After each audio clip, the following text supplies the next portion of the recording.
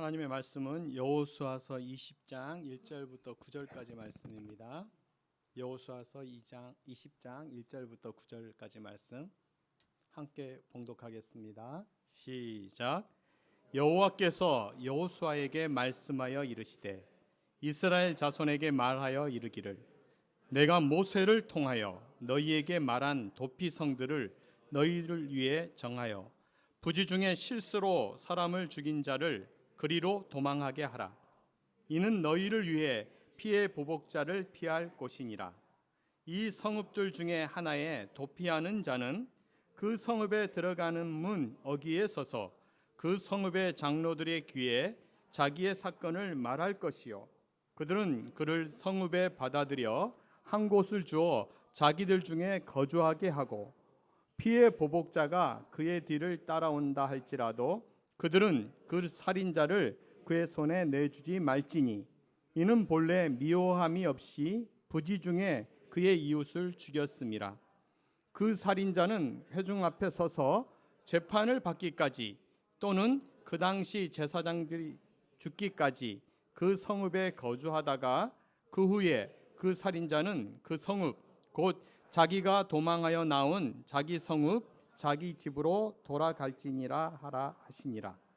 이에 그들이 납달리의 산지 갈릴리 게데스와 에브라임 산지의 세겜과 유다 산지의 기랏 아르바 곧 헤브론과 여리고 동쪽 요단 저쪽 루벤 지파 중에서 평지 광야의 베셀과 갓 지파 중에서 길랏 아목과 므낫세 지파 중에서 바산 골란을 구별하였으니 이는 곧 이스라엘 모든 자손과 그들 중에 거류하는 거류민을 위하여 선정된 성읍들로서 누구든지 부지 중에 살인한 자가 그리로 도망하여 그가 회중 앞에 설 때까지 피해 보복자의 손에 죽지 아니하게 하기 위함이라.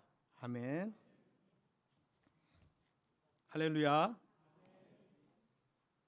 더워서 힘들어서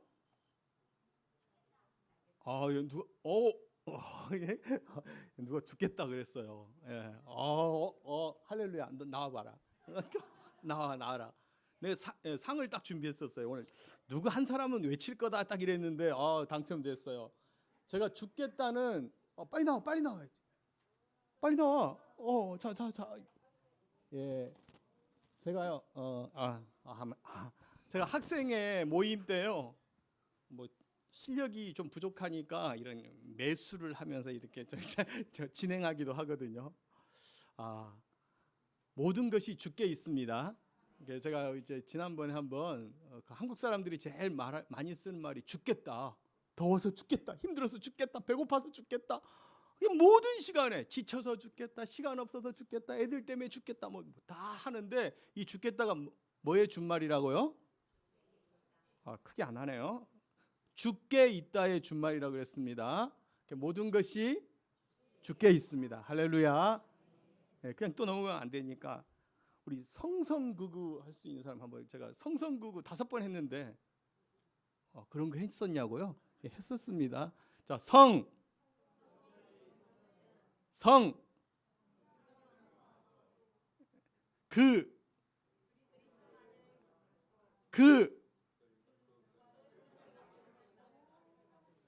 잘하는 사람 아무도 없네요.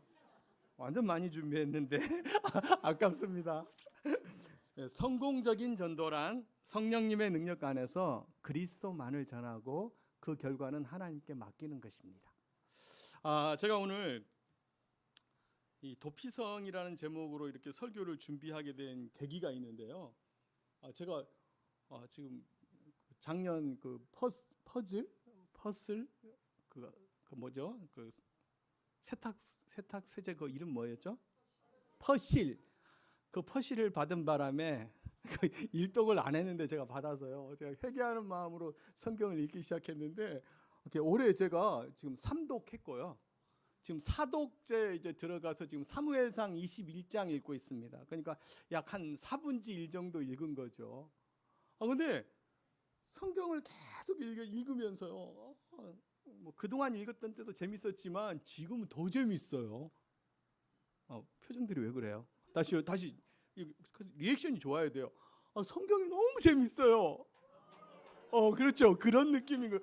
성경이 너무 재밌는데 왜냐하면요 읽었었는데 이런 말이 또 있었어? 그러면서 또 읽어도 재밌고요. 또 어떤 부분들은요 그냥 그저께 읽었는데 또 읽는 것 같아서 너무 재밌고 하여튼 성경이 읽는 게 너무 재밌어요. 그러다가 최근에 이렇게 다시 지금 제가 사무엘상까지 다 오는데 이 도피성이 출애굽기 21장에 이제 도피성이 나옵니다. 그 민수기 35장에 나오고요. 신명기 4장에 또 나오고 또 신명기 19장에 또 나오고 또 이 여호수아 20장에 도피성 얘기가 나와요. 근데 이 도피성 얘기 중에 가장 이렇게 잘 설명해 준 게 이제 여호수아 20장 1절부터 9절까지가 이 도피성에 대해서 잘 설명해 준 것 같아요. 이 도피성이 어떤 데냐면요. 이 레위 지파는 기업을 받지 않았습니다. 레위 지파는 기업을 받지 않았죠. 그래서 그 12지파가 받은 기업 중에 이렇게 해서 이렇게 줬어요. 자기가 받은 그 분량에서 이렇게 떼어서 줬는데 결국 레위 지파는 48성읍을 받습니다.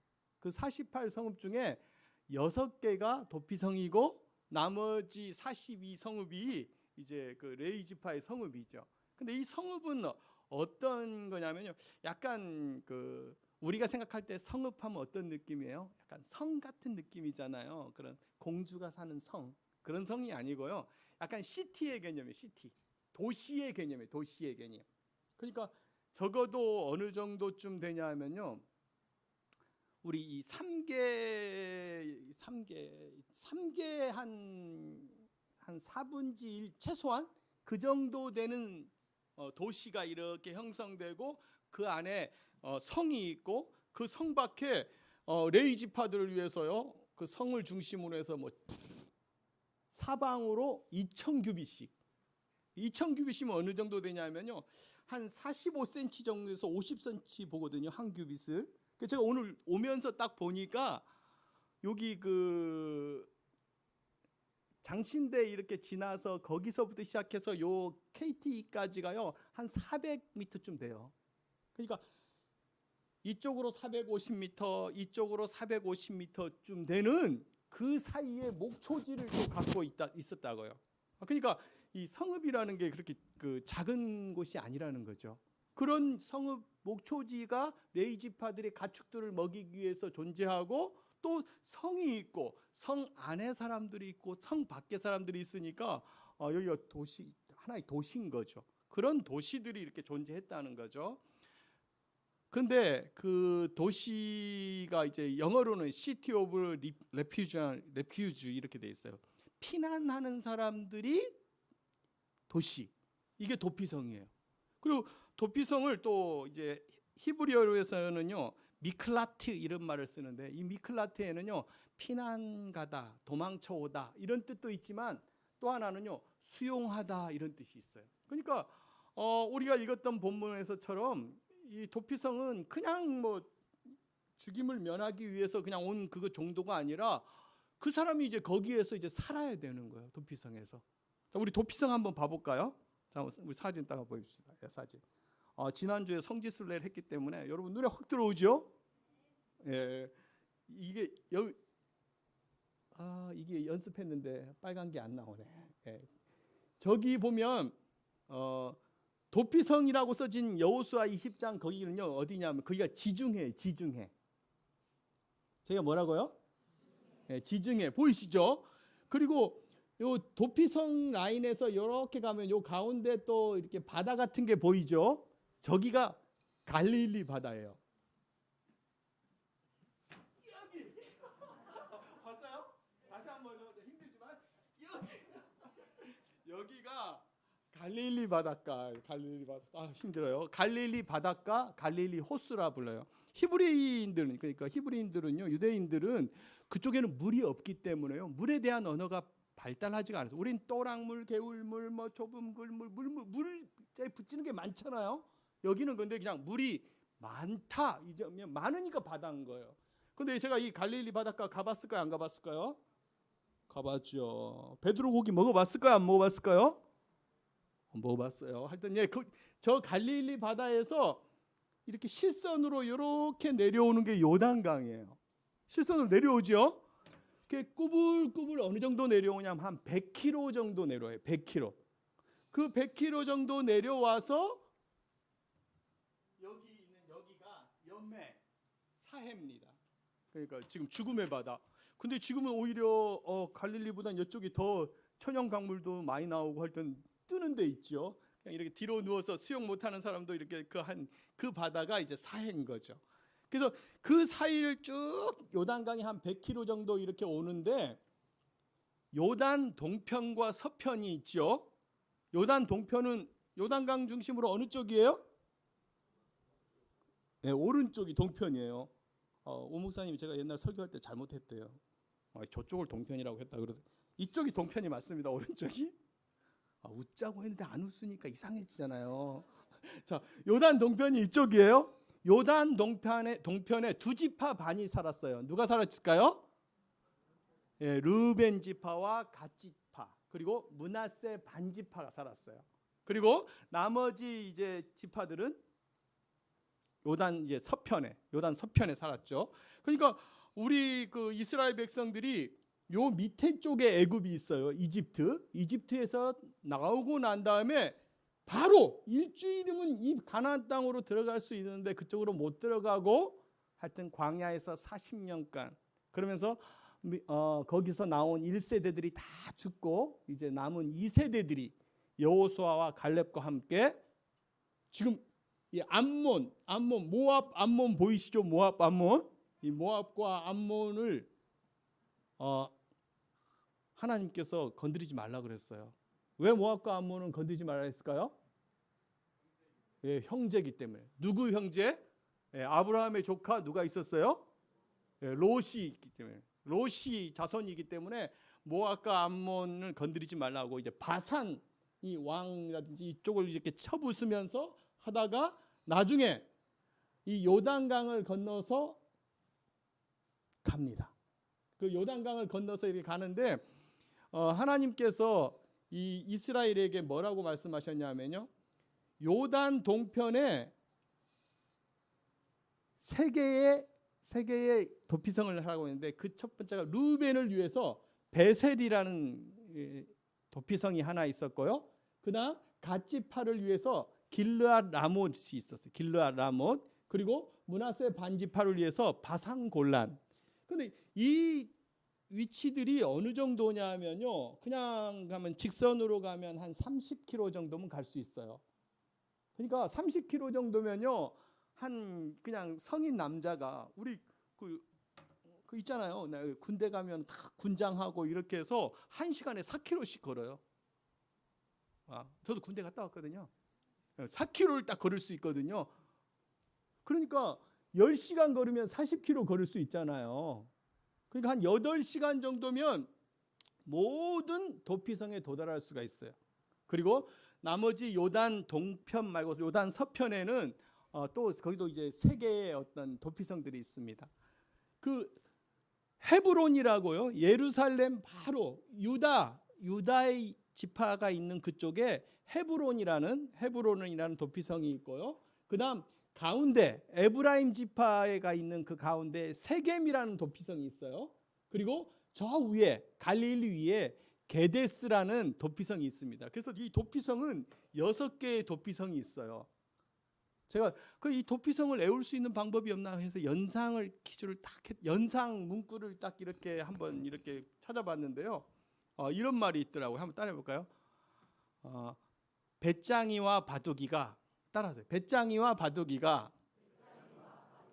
길을 가다가 개 3마리가 헤매는 것을 보았다.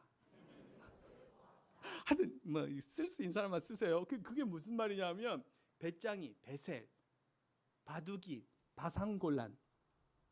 배짱이와 바둑이가 길 가다가 길르앗 야못.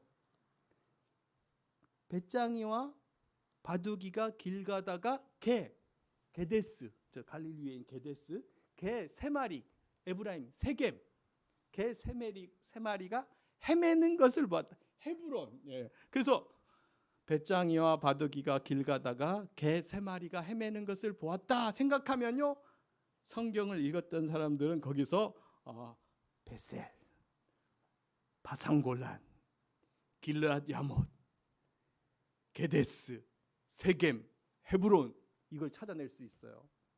나중에 신학교 가는 사람 이거 도움 될 겁니다. 안 가도 돼요, 신학교. 하여튼 도피성은 그렇게 도망할 도자에다가 피할 피자입니다. 도피, 도망하여서 피하는 곳이죠.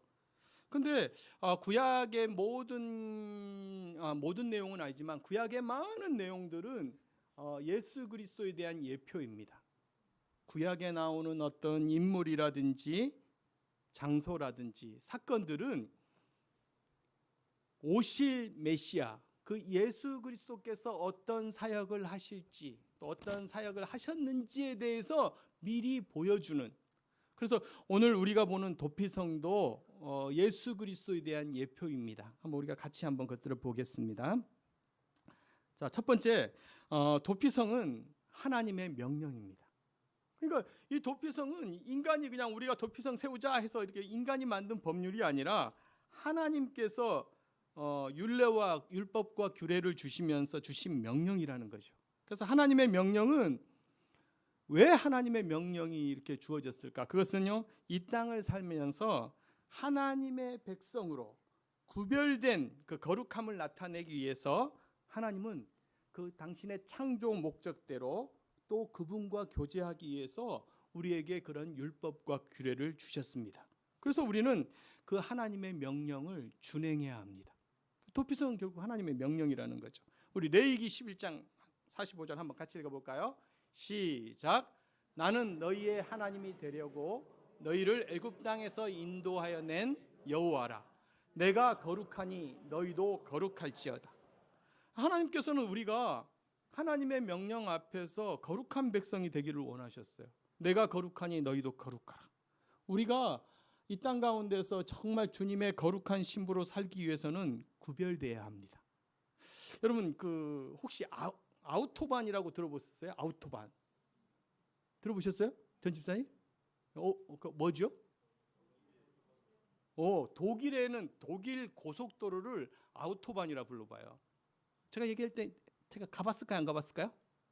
가봤겠죠. 아니, 어느 날 갑자기 제 제자가 거기 이제 할 때 거기서 근무하는데, 목사님 신방 좀 오세요. 딱 그러면 내가 시간 될 때 갈게 그랬거든요. 그러니까 근데 한 번 전화가 왔는데, 목사님 요즘 시간 어떠세요? 그러니까 시간은 좀 있는데 그랬더니요, 바로 비행기표를 보내왔네요. 난 진짜 갈 마음이 없었는데 그냥 그때 시간이 좀 있었는데 시간이 있었는데 하니까 그냥 비행기표를 그냥 이메일로 보낸 거예요. 그게 갔지요. 제가 독일 가서 베를린 필하모니 거기 한번 가보고 그 다음에 아우토반을 갔어요. 차 아우디를 끌고 아우토반을 가서 제가 달려봤을까 안 달려봤을까요? 달려봤겠죠. 거기 몇 킬로 달릴 수 있어요? 무제한. 그냥 밟아서 나오는 그대로 그냥 달릴 수 있어요. 제가요 겨울에 갔어요. 빙판길이 많더구만요. 너무 아까워. 저는 240밖에 못 밟아왔습니다. 진짜 저는 300을 밟고 싶었는데 옆에 있는 그 제자가, 목사님 우리 죽을 수도 있어요. 아직 우리 할 일이 많잖아요. 목사님 참으세요. 그래서 제가 240밖에 못 밟았어요. 그런데도요 더 밟아보려고 막 하는데 하여튼 그랬어요. 근데 아우토반이 어떤 도로냐면, 이게 아우토반 이렇게 된 게 아니라 우리 경부고속도로가 이렇게 있잖아요. 부산에서 서울까지 경부고속도로가, 그 경부고속도로가 있으면 그 고속도로를 쭉 타고 가다가 양산부터 언양까지가 아우토반이에요. 그리고 다시 일정한 속도가 주어져 있고, 그 다음에 또 좀 넘어가면 다시 그 다음에 경주부터 시작해서 저 대구까지가 아우토반이 무제한. 그러니까 고속도로 안에 그런 무제한 구간들이 있는 거죠. 제가 거기서요 하여튼 귀에만 아우토반 딱 그거만 있으면 그때부터 밟기 시작해서 막 이 오른발에 쥐가 생길 정도로 막 열심히 밟았거든요. 근데 너무 재미있는 게, 아우토반은 아우토반인데 가다가 갑자기 120이 딱 표지가 있는 거예요. 120이. 또 어떤 곳은 140이 있고. 아니 왜 120이 있어? 이거 무제한인데. 근데 제가 120을 딱 밟았어요. 그리고 또 가다가 또 가면 또 어떤 곳은 100이에요. 왜 100이야? 그 100을 속도를 줄였죠. 근데요, 제가요 딱 20분 달리니까 알겠더라고요. 거기는 120 이상 달리면 안 되는 지역인 거예요. 120 이상 달리면요, 이 회전 반경이나 이런 것들이요 위험해요. 그러니까 120으로 달려야 안전한 거예요. 근데 진짜 딱 20분쯤 지나니까 그거 알겠더라고요. 무제한으로 무조건 달릴 수 있지만 그 속도가 딱 제한되어 있는 그런 지역에서는요, 그걸 지켜야 제가 안전한 거예요. 진짜 제가 그걸 지켜드려요. 그래서 그 다음부터는요, 아니 거기서 제가 한 열흘 정도 이렇게 있었는데, 열흘 동안 제가 차 타고 갈 때 있잖아요, 70 이러면요, 나 진짜 제가 그런 사람이 아닌데, 그런 사람이구나. 70으로 달리는 거예요. 더 이상 안 달리는 거예요. 왜? 이 독일에 대한 그 신뢰가, 이 사람들이 이런 제안을 했을 때는 그 제안의 이유가 있다라고 제가 믿어지는 거예요. 그리고 그런 신뢰감이 딱 형성되는 거예요. 제가 왜 이런 얘기를 거창하게 하냐면요, 하나님이 우리에게 명령을 주실 때, 율법과 규례를 주실 때는요, 분명한 이유가 있었기 때문에 그래요. 그냥 마음껏 자유롭게 살 수 있는 존재들이지만 하나님이 이렇게 하라 할 때는요, 분명한 이유가 있어요. 그래서 그 하나님의 명령을 순종하는 것이 복입니다. 저는 도피성 이것을 보면서요, 이 도피성은 하나님의 명령이고 그 하나님의 명령을 준행하는 것, 그게 복이라는 것을 깨달았습니다. 두 번째, 도피성은 하나님의 공의와 사랑이 나타나는 장소입니다. 하나님은 죄에 대해서 반드시 심판하십니다. 우리 로마서 3장 23절 한번 읽어볼까요? 시작. 모든 사람이 죄를 범하였음에 하나님의 영광에 이르지 못하더니.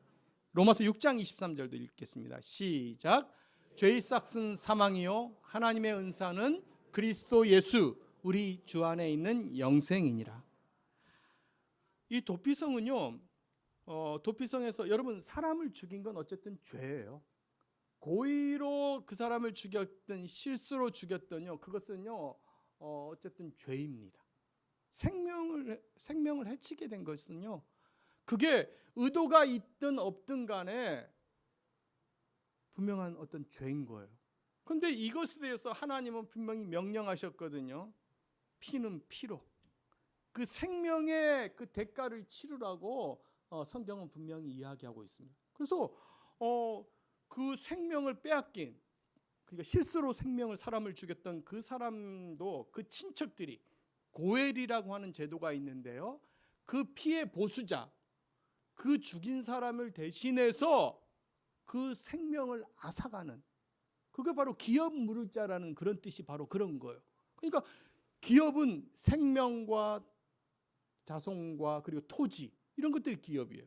그런데 이 기업에 대한 손상은 반드시 그 손상으로 갚아야 돼, 같은 값으로. 그래서 사람들이 죽을 수밖에 없는 어떤 그런 것인 거죠. 그런데 이 도피성에서는 분명히 이 생명에 대한 책임을 져야 되는 하나님의 심판, 공의가 있습니다. 그런데 하나님께서는 그냥 그 사람들이 죽게 내버려 두지 않으셨어요. 이 도피성이라는 제도를 통해서 그 사람들의 생명을 보호받을 수 있는 하나님의 사랑이 나타난 장소가 바로 도피성이었습니다. 도피성은 오늘날 그리스도를 뜻합니다.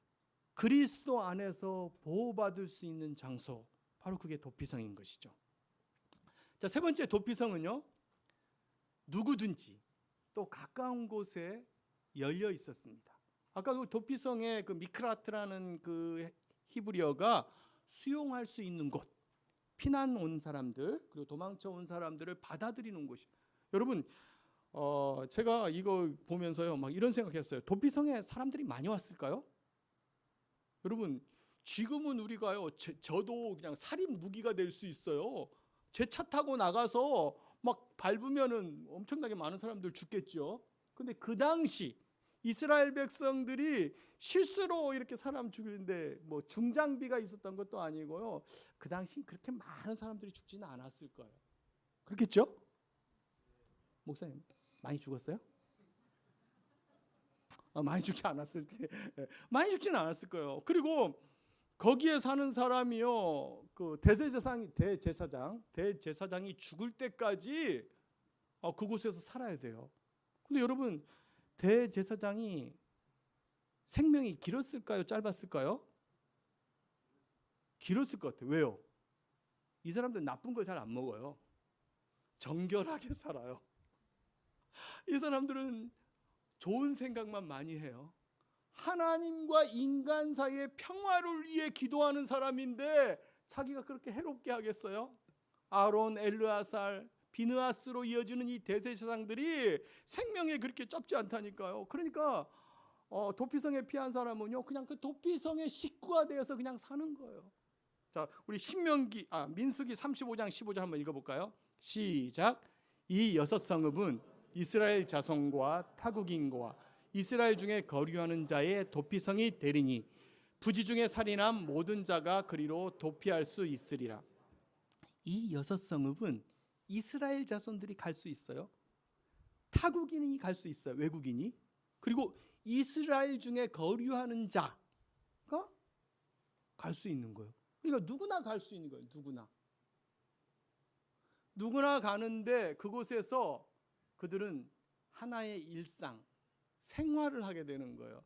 그러니까 도피성은 그냥 뭐 그 순간만 묘면하는 것이 아니라, 예를 들면 우리가 오면요, 그 사람이 우리랑 같이 살아야 되는 거예요.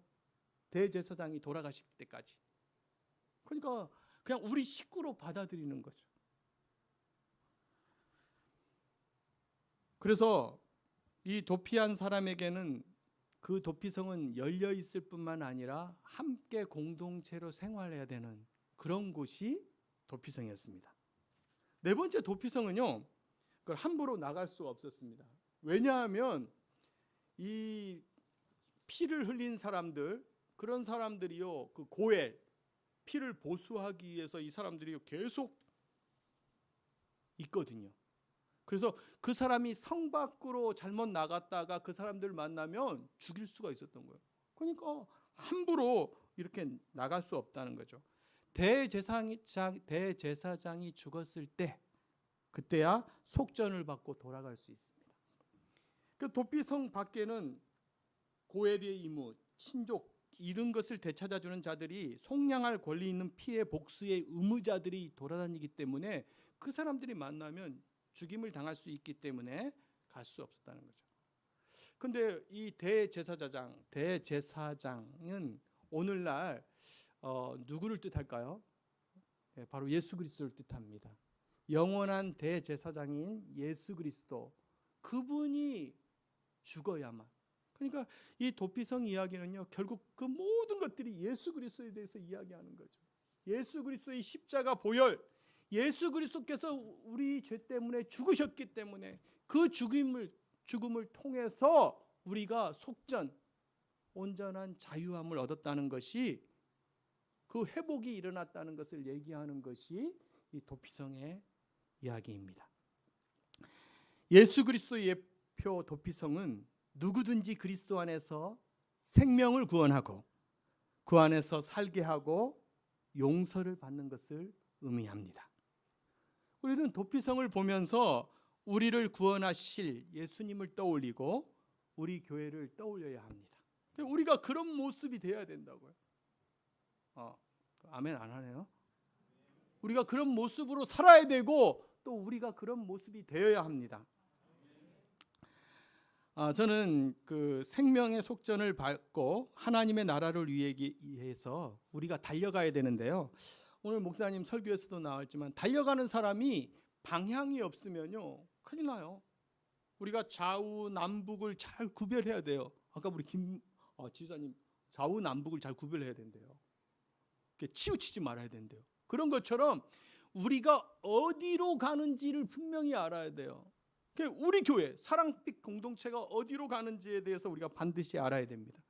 그 방향을 보여주는 것이 우리 교회의 비전입니다. 제가 우리 교회 오고 난 다음에요. 몇 사람이 저한테 계속 물어보는 거예요. 뭘 물어보냐면, 목사님, 우리 교회 어떻습니까? 이 질문에 교만이 있더라고요. 뭔가 우리 교회 좋잖냐 이것을 얘기하기 위해서 저희한테 이제 정답을 다시 듣겠다는 거예요. 목사님, 우리 교회 어떻습니까? 딱 이러는데요. 그 영적인 그게 느껴져. 이거 웃자고 한 거예요. 진짜 우리 교회가 어떻습니까? 이라는 질문. 그리고 어떤 집사님, 목사님, 우리 교회 좋지요? 좋지요. 진짜 저한테 물어보는 사람들마다 전부 다 답을 알고 있는데 저한테 물어보는 거예요. 제가 물어보면 대답 안 하고 그냥 씩 웃고 말았어요. 왜? 뭐 좋은 걸 좋다고 하는 게 의미가 없잖아요. 그냥 미소로 얘기해도 충분하니까. 근데 제가 우리 교회 올 때요, 제가 목사님한테 그런 얘기 했거든요. 목사님, 제가 인턴 목사처럼 그렇게 생각하고 싶습니다. 근데 전 진짜 진심이었거든요. 여러분, 인턴이 자기 생각 가지면 돼요, 안 돼요? 인턴이 자기 뜻대로 막 하면 돼요, 안 돼요? 안 되잖아요. 그래서 목사님이 뭐 읽으라 하면 읽고요.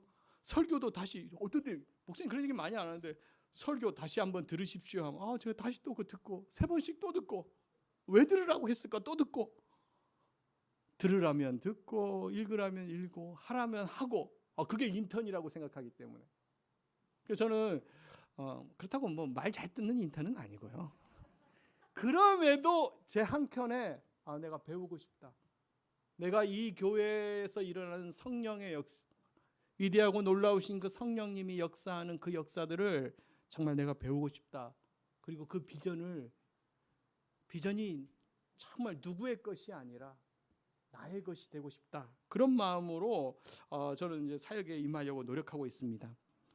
우리의 비전은 이 땅 가운데서 주님의 거룩한 신부로, 그리고 이 땅 가운데서 승리하는 용사로 살아가며 감사하는 공동체가 되는 것입니다.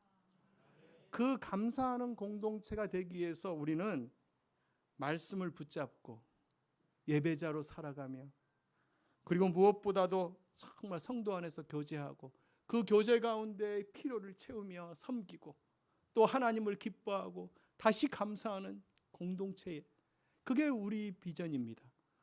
이 땅 가운데 주님의 거룩한 신부, 이 세상 가운데 강력한 용사, 그게 우리의 비전인 것이죠. 주님의 거룩한 신부는 구별된 사람들입니다. 세상의 가치가 아니라, 육신을 따라 사는 것이 아니라 주인 되신 주님, 그분으로 인해 구별된 존재들, 그게 신부인 것이죠. 그래서 이 신부는 기다리는 사람들입니다.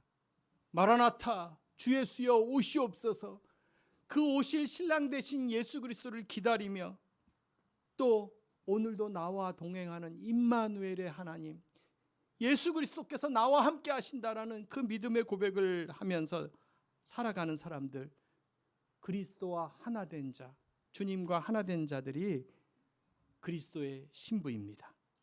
또한 우리는 이 세상 가운데 용사입니다. 용사들은 부르신 이에 대한, 그러니까 누구신지에 대한 분명한 인식이 있어야 합니다. 용사는 가라 명령하는, 아니면 하라 하는 대장 되신 분이 있어야 되는 것이죠. 하나님께서 말씀하실 때, 성령님을 통해서 말씀하실 때 순종하는 사람들, 그 사람이 용사입니다. 그리고 이 용사들은 소명의식이 있어야 됩니다. 소명은 불소, 목숨명, 우리를 부르신 그 분명한 이유가 있는 걸, 그걸 아는 사람들이 용사예요. 그래야 우리가 영적 전쟁에서 승리할 수 있는 것이죠. 우리 새롭게 세워지는 교회 디자인을 보셨죠? 거기 보면 이제 유다의 사자가 딱 그 4층인가요? 거기 보면 이렇게 딱 유다의 사자가 있어요. 여러분, 성경 곳곳에요, 이스라엘 백성들이 진행할 때 제일 먼저 출정하는 지파가 유다 지파입니다. 가나안 땅을 정복하기 위해서 제일 먼저 누가 가겠느냐 물어봤을 때 유다 지파가 우리가 가겠습니다. 이 유다의 사자처럼 그렇게 나아가는, 영적 전쟁에 나아가는 그 사람들이 용사인 것이죠. 이 용사들이 영적 전쟁에서 승리합니다. 능력 전쟁에서 승리하고 진리 전쟁에서 승리하고 무엇보다도 사랑 전쟁에서 그 사랑의 능력으로 그 모든 것들을 이겨내는 사람들, 그 사람들이 진정한 용사인 것이죠. 그리고 용사들은 마지막 시간이 아름다운 사람들입니다. 이런 신부와 용사의 삶을 살기 위해서 우리는 영을 강하게 해야 합니다. 그래서 영을 강하게 하는 영의 운동이 감사입니다. 그래서 이 감사는 정말 감사를 하면 할수록 우리의 영이 더 강해지는 것이죠. 그리고 영의 양식은 말씀입니다. 말씀을 접하고 듣고 또 묵상할 때 우리는 영으로 더 강해집니다. 그리고 영의 호흡은 기도입니다. 그러니까 말씀과 기도, 우리의 영양분을 받고 호흡하면서 살아갈 때 우리 육신이 그렇게 살아갈 수 있는 것처럼 우리의 영도 더욱더 강력해집니다. 그래서 우리의 영이 강해지려면 감사를 해야 되는데, 감사를 잘하는 사람은요, 물질에 대해서, 자녀에 대해서, 육신에 대해서도 감사가 있습니다. 우리 마태복음 6장 33절 한번 읽어볼까요? 시작. 그런즉 너희는 먼저 그의 나라와 그의 일을 구하라. 그리하면 이 모든 것을 너희에게 더하시리라. 아멘. 하나님께서 우리에게 주신 모든 것들에 대해서 감사하는 사람들, 물질에 대해서 감사해요. 물질에 대해서 감사하는데 비교하면서 감사하는 것이 아니라요, 나에게 있는 것을 족한 줄 알아. 하루에 일용할 양식이 있어서 감사하는 사람. 여러분, 비교하는 것은 감사할 수 없게 합니다. 그러니까 우리가 감사는요, 특별한 것에 대한 감사가 아니고 일반적인 것에 감사. 그러니까 내게 주어진 모든 것들에 대해서 감사하는 거예요. 제가 아침에 딱 눈을 뜨면 옆에 잠자고 있는 아내를 딱 보면요, 진짜 감사가 돼요. 예쁘거든요. 그게 아니고 아내가 호흡하면서 이렇게 자고 있는 모습이 너무 예뻐요. 믿어주세요. 감사해요. 진짜 아침에 딱 일어나서 호흡 한번 길게, 오늘도 주님 생명을 하루를 연장시켜 주셨습니다. 감사합니다. 진짜 오늘 아침에 딱 해서, 그리고 막 세수하고 다 준비해서 딱 나올 때요, 아내가 저를 딱 껴안아줘요. 오늘도 승리하세요. 그리고 강아지하고 같이 나와서 인사하거든요. 너무 행복해요. 그리고 차 타고 오면서요, 말씀이나 찬양을 듣고 오는데 진짜 행복해요. 제 차가 너무 좋아요. 진짜. 오늘 리액션이 너무 작네요. 근데 차가 너무 좋아요. 그리고 가서요, 우리 학생회랑 부딪힐 거 생각해도 너무 재밌어요. 또 얘네 오늘 또 나를 자극하겠지, 한번 그래 해보자, 이러면서 그 애들 생각하면서 오면서 너무 감사해요. 또 오면 제가 예상했던 그대로라서 또 너무 감사해요.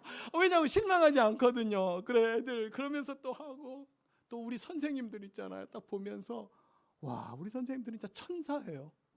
진짜 우리 학생회 선생님들은 천사예요. 저는 천사하고 사역하고 있는 사람이에요. 진짜 그런 거 보면 감사하고, 또 우리 예배를 통해서 정말 감사하고. 그리고 혹시 이 꽃이 덴트롱인가요? 아니에요? 안스름, 하여튼 그런 거래요.